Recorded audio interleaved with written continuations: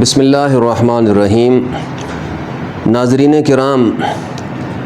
آج کل ایک بحث چل رہی ہے، یہ مفتی طارق مسعود صاحب نے ایک بات کی کہ قرآن پاک میں املا کے حوالے سے جو ہے وہ بظاہر کچھ غلطیاں ہیں، تو اس پر ایک ڈیبیٹ، ایک بحث چل رہی ہے۔ تو اس ضمن میں کچھ گزارشات پیش کرنا چاہوں گا۔ پہلی بات تو یہ ہے کہ اسکالرز کا اس بارے میں رویہ کیا ہونا چاہیے، عوام الناس کا رویہ اس طرح کے معاملات میں کیا ہونا چاہیے، اور پھر اس پر تھوڑی سی بات کریں گے کہ یہ جو املا عام املا سے مختلف ہے قرآن پاک میں، یا عام گرامر کے حوالے سے اس کی حقیقت کیا ہے۔ پہلی بات یہ ہے کہ اسکالرز اور علماء جب پبلک میں کوئی بات کرتے ہیں، عوام الناس میں کوئی بات کرتے ہیں، تو عوام الناس کے جو نارمز ہیں، جو معتقدات ہیں، جو تصورات ہیں، نظریات اور عقائد ہیں، ان کی رعایت رکھنی چاہیے ان لوگوں کو، کہ عام طور پر عوام جو ہے وہ کیا سمجھتے ہیں، تاکہ عوام میں کوئی ڈسرپشن پیدا نہ ہو۔ جب تک لوگوں کے اندر کسی نظریے کی کوئی ایکسیپٹیبلٹی نہ پیدا ہو جائے، اس وقت تک اس کو دیکھ کر ایک ملفوف انداز میں احتیاط سے بات کرنی چاہیے۔ ایک تو اسکالرز کے حوالے سے ان کو یہ رویہ اپنانا چاہیے۔ دوسری بات ہے عوام الناس کے حوالے سے، تو کیا یعنی یہ جو دنیا ہے، آج کل کی دنیا، سوشل میڈیا کی دنیا، یہ انفارمیشن کی دنیا ہے، ڈائیورس اوپینین کی دنیا ہے، مختلف طرح کے خیالات سامنے آتے رہتے ہیں، مختلف طرح کی باتیں سامنے آتی رہتی ہیں، مختلف طرح کے نظریات سامنے آتے رہتے ہیں۔ تو عوام الناس اور طلباء و طالبات، یا جو دین کا علم حاصل کر رہے ہیں یا دین کا بہت زیادہ علم نہیں رکھتے، ان کو چاہیے کہ کوئی اعتراض اگر سامنے آتا ہے، کوئی نئی چیز اگر سامنے آتی ہے، کوئی مختلف بات اگر سامنے آتی ہے، تو اس پر فوراً رد عمل یہ نہ دیا کرے کہ بھئی اس کو یہ گردن زدنی ہے بندہ، یہ جو ہے وہ دائرہ اسلام سے خارج ہو گیا ہے، اس کو جو ہے وہ قتل کر دینا چاہیے، یعنی اس طرح کا اگریسو رویہ نہیں اپنانا چاہیے۔ اس لیے کہ جو بات اختلافی ہے اور جو اعتراض ہی سمجھ لیں، وہ اگر کسی دوسرے کی طرف سے آتا ہے، تو وہ اگر نہیں بات کرے گا آپ کے دباؤ کی وجہ سے، تو کوئی ملحد کر رہا ہوگا، کوئی مستشرک کر رہا ہوگا، کوئی دین کا مخالف کر رہا ہوگا، تو وہ بات تو کسی نہ کسی طرح سے ہو رہی ہے۔ اصل رویہ یہ ہونا چاہیے کہ اس کا جواب تلاش کریں، آپ اپنے اسکالر سے، علماء سے، محققین سے ملیں، اور اگر کوئی اس طرح کا اعتراض سامنے آتا ہے تو وہ ان سے پوچھیں کہ اس کی حقیقت کیا ہے، تو وہ اس کا جواب دیں، اس کو آپ سمجھیں۔ تو گویا استدلال اور دلیل کے ساتھ اس کو اگر آپ غلط ثابت کرنا چاہتے ہیں تو وہ کریں، نہ کہ دوسرے کو قتل و غارت گری پر جو ہے وہ اتر آئیں۔ تو یہ رویہ نہیں اپنانا چاہیے، عوام کو اس معاملے میں احتیاط کرنی چاہیے۔ آگے اگلی بات یہ ہے کہ یہ جو املا کے اختلاف کی بات کی جا رہی ہے کہ عام گرامر کے لحاظ سے یا عام املا کے لحاظ سے کچھ اور ہوتا ہے، اور قرآن میں بعض جگہوں میں، چند جگہیں ہیں، بعض مقامات پر کچھ اور لکھا ہے، جس کے بارے میں یہ کہا جاتا ہے، مستشرقین بھی کہتے ہیں، قرآن کے جو مخالفین ہیں وہ بھی کہتے ہیں کہ قرآن میں یہ گرامر کی غلطی ہے یا قرآن میں املا کی غلطی ہے۔ تو دیکھیے، اس میں یہ بات سمجھنے کی ہے، اور جو تحقیقی بات ہے وہ یہ ہے کہ کسی بھی زبان کے اندر اس کی گرامر کا جو معیار ہے وہ اس کے ماسٹر پیسز ہوتے ہیں، یعنی وہ شاہکار ادبی شاہپارے ہوتے ہیں، یعنی اس میں جو اس کا جو ادب ہوتا ہے، جو شاعری ہوتی ہے، اساتذہ کی شاعری ہوتی ہے، اساتذہ کا لٹریچر ہوتا ہے، اس کو معیار مانا جاتا ہے۔ کوئی بھی جو گرامر کسی بھی زبان کی ہوتی ہے، وہ گرامر بعد میں مرتب ہوتی ہے، پہلے جو ہے وہ زبان بنتی ہے۔ تو یہ نہیں ہے کہ گرامر جو ہے وہ زبان گرامر کو دیکھ کر بنائی جاتی ہے، بلکہ گرامر زبان اور ادب کو دیکھ کر بنتی ہے، اس کی بنیاد پر بنتی ہے، اور یہ ہر زبان میں ہوتا ہے۔ اب قرآن پاک گرامر جو عربی گرامر ہے، وہ قرآن پاک کے سینکڑوں سال بعد مرتب ہوئی ہے، اور پھر جو ہے عربی زبان میں اگر اس کے ماسٹر پیسز کو دیکھا جائے تو قرآن سب سے اوپر ہے، جس کو سارے عرب، حتیٰ کہ وہ عرب بھی مانتے ہیں جو مسلمان نہیں ہیں، اور وہ عربی زبان بولتے اور سمجھتے ہیں اور اس کے ادب سے واقف ہیں۔ تو اس طرح عربی میں جو ماسٹر پیس ہے اس کا، وہ سب سے بڑا قرآن ہے۔ تو لہٰذا گرامر میں اگر کوئی چیز دیکھنی ہے گرامر کے حوالے سے، تو وہ معیار گرامر نہیں ہوگی بلکہ قرآن ہوگا۔ یہ بات ایک تو سمجھنے کی ہے۔ تو اس وجہ سے اگر کسی جگہ کوئی غلطی پائی جاتی ہے تو وہ گرامر کی غلطی تو ہو سکتی ہے، وہ ماسٹر پیس کی نہیں، کیونکہ گرامر اس کے تابع ہوتی ہے۔ اچھا، اب اگلی بات یہ ہے کہ جو اس طرح کی عام املا سے مختلف یا گرامر سے مختلف چیزیں قرآن پاک میں پائی جاتی ہیں، اس کی وجہ کیا ہے؟ دیکھیں، اس کے بارے میں دو نظریات مسلم روایت میں رہے ہیں۔ ایک نظریہ یہ ہے کہ قرآن پاک جس طرح سے لکھا ہوا ہے، جس طرح سے اس کی املا ہے، جو چیزیں ہیں وہ ساری کی ساری یہ جو رسم ہے، یعنی اس کی جو کتابت کا انداز ہے، رسم الخط ہے،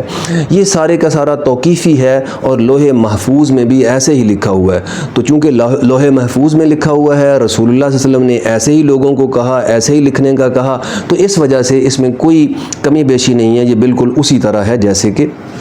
آپ سے ہم نے لکھوایا اور صحابہ نے اسی طرح سے لکھا، اس میں کوئی اپنا جو ہے وہ کوئی چیز شامل نہیں کی ہے۔ دوسرا نظریہ اس کے معاملے میں یہ ہے کہ یہ ارتقاء کی پیداوار، چونکہ جو عربی جو رسم الخط ہے وہ آپ صلی اللہ علیہ وسلم کے زمانے میں یا بعد میں کچھ عرصہ صحابہ کے زمانے میں بھی اتنا ارتقاء یافتہ نہیں تھا، یعنی اس میں کچھ کمزوریاں تھیں، تو وہ بعد میں اس کا ارتقاء ہوا۔ لیکن چونکہ اس وقت صحابہ نے جو الفاظ لکھے وہ اسی طرح بعد میں جو ہے وہ تقدس کے نقطہ نظر سے، کہ کیونکہ ان کے ساتھ عقیدت پائی جاتی تھی، اس وجہ سے ان کو اسی طرح بحال رکھا گیا اور اس میں کسی طرح کی کوئی تبدیلی نہیں کی گئی۔ اب جو مختلف لکھا گیا ہے اس میں ایک نظریہ یہ ہے کہ جہاں کہیں عام املا سے ہٹ کر کوئی بات لکھی گئی ہے، اس میں خاص اس کے سیاق و سباق کے حوالے سے اس میں خاص حکمت اور خاص معنی پائے جاتے ہیں، اس وجہ سے وہ اس طرح سے لکھا گیا۔ تو یہ دونوں باتیں اگر مان لی جائیں تو درست ہیں۔ اسی طرح دوسرا یہ ہے کہ ارتقاء چونکہ ہوا اور پہلے اس طرح لکھا گیا تھا، تو اس وجہ سے اب اگر اس کو تبدیل بھی کیا جائے تو کوئی مسئلہ نہیں ہے، دوسرا نظریہ یہ ہے۔ لیکن ان دونوں نظریوں کا مفاد مسلم روایت میں یہ دونوں نظریے رہے ہیں، جو لوح محفوظ میں اسی طرح اور توقیفی ہونے کا نظریہ یہ جمہور کا نظریہ اور دوسرا کچھ لوگوں کا نظریہ ہے، لیکن وہ بھی موجود ہے۔ اب ان دونوں نظریوں میں سے جس نظریے کو بھی مانا جائے، حقیقت یہ ہے کہ قرآن کے بنیادی مواد کی محفوظیت کے حوالے سے دیکھا جائے تو دونوں ہی اس بات کے قائل ہیں کہ قرآن کا بنیادی مواد محفوظ ہے، اس میں کوئی تبدیلی ترمیم واقع نہیں ہوئی۔ تاہم اگر ان دونوں نظریوں میں سے یہ چیز دیکھی جائے کہ کون سا نظریہ صحیح ہے، تو جو عقیدت مندانہ جو تصور ہے اور جو جمہور کا نظریہ ہے وہ تو یہی ہے کہ جیسے رسول صلی اللہ علیہ وسلم نے کہا اور جیسے آپ کو بتایا گیا ایسے ہی آپ نے صحابہ کو بتایا، اس میں کوئی بھی زیر زبر اور کسی طرح کی کوئی اجتہاد ان کا شامل نہیں ہے۔ البتہ اگر ہم منطقی اعتبار سے اور تاریخی تجزیے کے حوالے سے یا کرٹیکلی تنقیدی نقطہ نظر سے دیکھیں تو ہمیں یہ چیز نظر آتی ہے کہ چونکہ قرأت کا اختلاف بھی پایا جاتا ہے، خود رسول اللہ صلی اللہ علیہ وسلم نے فرمایا کہ قرآن پاک کئی 7 حروف پر نازل ہوا ہے، تو مختلف لوگوں کو آپ نے مختلف طرح سے بعض الفاظ کی ادائیگی کی اجازت بھی دی تھی کہ آپ اس لفظ کو اس طرح سے ادا کر لیں، اور لوگ اس طرح سے پڑھتے تھے، یعنی قرأت کا جو اختلاف ہے وہ پایا جاتا تھا، خود رسول اللہ صلی اللہ علیہ وسلم نے بھی اس کی اجازت دی تھی۔ پھر ہم دیکھتے ہیں کہ لوگوں نے اپنے اپنے الگ نسخے لکھے ہوئے تھے، اور پھر حضرت ابوبکر کے زمانے میں بھی اس کو جمع کیا گیا قرآن پاک کو، پھر حضرت عثمان کے زمانے میں جو ہے وہ جمع کیا گیا جب ایک معیاری نسخہ المصحف الامام یا سٹینڈرڈ ایک ورژن جو ہے وہ قرآن پاک کا وہ تیار کیا گیا۔ تو اس کے اندر پھر یہ بھی عام بات ہے اور لوگ سارے اس کو سمجھتے ہیں اور جانتے ہیں کہ جو ڈیفرنٹ قراءات تھیں ان قراءات کے اختلاف کو بھی بیچ میں مرج کرنے کی کوشش کی گئی، تاکہ ایک بعض الفاظ جہاں اختلاف پایا جاتا ہے اس کو اس طرح سے لکھا جائے کہ ڈیفرنٹ جو قراءات ہیں اس لفظ کی وہ ساری اس کے اندر سما جائیں، کہ کوئی بندہ ایک طرح پڑھتا ہے، کوئی دوسری طرح پڑھتا ہے، کوئی تیسری طرح پڑھتا ہے، تو ساری قراءات اس کے اندر آ جائیں۔ اس کا مطلب یہ ہے کہ صحابہ کرام کے یعنی بعض الفاظ کے کو لکھنے اور املا کے حوالے سے ان کے اجتہاد کو بھی دخل حاصل ہے، اس کو بالکل جو ہے نا وہ غلط قرار نہیں دیا جا سکتا۔ تاہم یہ ایک تصور ہے، اگر عام نظریے کے لوگ قائل ہیں تو اس پہ بھی بات کی جا سکتی ہے، لیکن حقیقت یہ ہے کہ وہ نظریہ اس میں تقدس معابی زیادہ ہے اور کرٹیکل جو انڈرسٹینڈنگ ہے وہ کم ہے۔ اچھا، اس کے بعد اگلا سوال یہ آتا ہے کہ جو یہ بات کی جاتی ہے کہ قرآن پاک کا زیر زبر نقطہ شوشہ ہر طرح اسی طرح محفوظ ہے، تو اس کی حقیقت کیا ہے؟ اس بات کو بھی اچھی طرح سمجھ لینا چاہیے۔ اس کی وجہ سے بہت ساری غلط فہمیاں اور بہت سارے فتوے بھی بعض اوقات لگ سکتے ہیں یا لگتے ہیں، تو اس کو سمجھ لینا چاہیے کہ جب محققین، علماء اور سکالرز یہ بات کر رہے ہوتے ہیں کہ قرآن پاک کے زبر، زیر اور شوشے میں بھی کوئی فرق واقع نہیں ہوا، تو اس کا مطلب یہ ہوتا ہے کہ قرآن پاک کا جو بنیادی جو اور مین جو سٹرکچر ہے، جو معنی ہے، جو مفہوم ہے، اس میں کوئی فرق نہیں واقع ہوا، اس کے الفاظ میں بھی کوئی فرق نہیں واقع ہوا۔ تو اس کا بنیادی مواد محفوظ ہے، نہ کہ کسی زیر زبر اور نقطے میں کوئی یا الفاظ کی ادائیگی میں کوئی اختلاف نہیں رہا، یہ ان کا مطلب نہیں ہوتا، لیکن مبالغے سے یہ بات کی جاتی ہے چونکہ اس کا مواد میجر ہر طرح کی تبدیلی سے محفوظ ہے، اس لیے جس طرح کی زبان میں مبالغہ ہوتا ہے یہ بات کی جاتی ہے کہ قرآن میں کہ زبر زیر اور پیش میں بھی کوئی فرق اور کوئی اختلاف نہیں پایا جاتا، تو یہ بات مبالغے پر مبنی ہے۔ اصل بات یہ ہے کہ بنیادی مواد اس کا محفوظ ہے، ورنہ مختلف الفاظ کی ادائی میں، ان کے زیر زبر میں اس میں اختلاف رہا ہے، اور یہ حقیقت ہے۔ اچھا، اس کے ساتھ پھر جب یعنی اس کو اس طرح سے دیکھنا چاہیے، جب علماء اس کو اس طرح سے مبالغے میں بیان کرتے ہیں اور بعد میں وہ لوگ ایک سٹیٹمنٹ، ایک عقیدہ بن جاتی ہے، تو پھر مسئلہ سامنے آتا ہے۔ تو عقیدہ یہ کوئی نہیں ہے کہ اس کے زبر زیر اور پیش میں کوئی اختلاف یا کوئی تنوع یا کوئی فرق نہیں پایا گیا، یہ بات درست نہیں ہے۔ البتہ یہ سٹیٹمنٹ اپنی جگہ درست ہے کہ وہ اس کا بنیادی مواد محفوظ ہے، اس میں کوئی ایسی تبدیلی نہیں آئی جس میں کوئی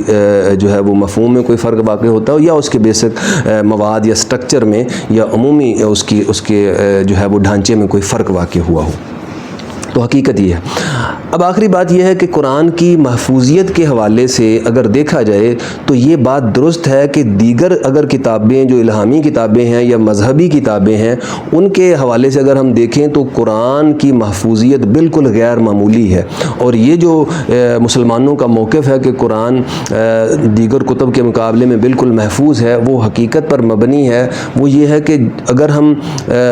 اناجیل کو دیکھیں، اگر ہم تورات کو دیکھیں، اگر ہم دیگر مذہبی کتابوں کو دیکھیں تو ہمیں وقت کے ساتھ ساتھ ان میں بہت کچھ تحریف، ان کے متن میں بھی، ان کے مفاہیم میں بھی بہت کچھ تبدیلیاں نظر آتی ہیں،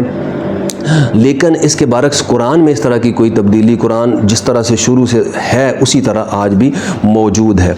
حتیٰ کہ یہ ایک ایسی حقیقت ہے کہ جس کو خود مخالفین قرآن نے بھی تسلیم کیا ہے، خود مستشرقین کے ہاں جنہوں نے قرآن پر اعتراضات اٹھائے ہیں، جنہوں نے قرآن پر بہت سارے ناقدانہ جو ہے وہ لٹریچر، مضامین اور کتابیں لکھی ہیں، ان میں سے بھی بہت سارے لوگ اس بات کو مانتے ہیں کہ قرآن کا جو مواد ہے محفوظ ہے۔ حتیٰ کہ وہ مستشرقین جو یہ کہتے ہیں کہ قرآن اللہ کا کلام نہیں ہے بلکہ محمد صلی اللہ علیہ وسلم نے خود ہی بنایا ہے، وہ بھی اس چیز، ان میں سے بھی کئی لوگ اس چیز کے قائل ہیں کہ اگرچہ یہ قرآن اللہ کا کلام تو نہیں ہے، محمد صلی اللہ علیہ وسلم کا کلام ہے، لیکن وہ یہ مانتے ہیں،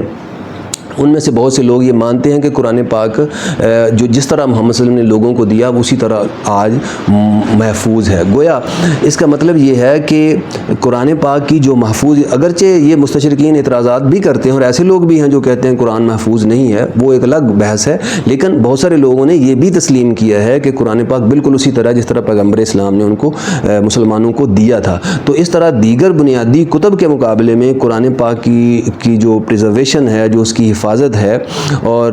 جو اس کو محفوظ رکھنا ہے، وہ غیر معمولی طور پر محفوظ ہے باقی کتب کے مقابلے میں جو اس سے پہلے یا ایون اس زمانے کی بھی تھیں، وہ بھی اس طرح سے محفوظ نہیں ہیں جس طرح سے قرآن محفوظ ہے۔ تو یہ بات اس ضمن میں مد نظر رکھنے کی ہے۔ یہ چند بنیادی باتیں ہیں جو قرآن کی محفوظیت کے حوالے سے اور اس میں لوگوں کے رویے کے حوالے سے میں نے آپ کی گوش گزار کی۔ وآخر دعوانا ان الحمد للہ رب العالمین۔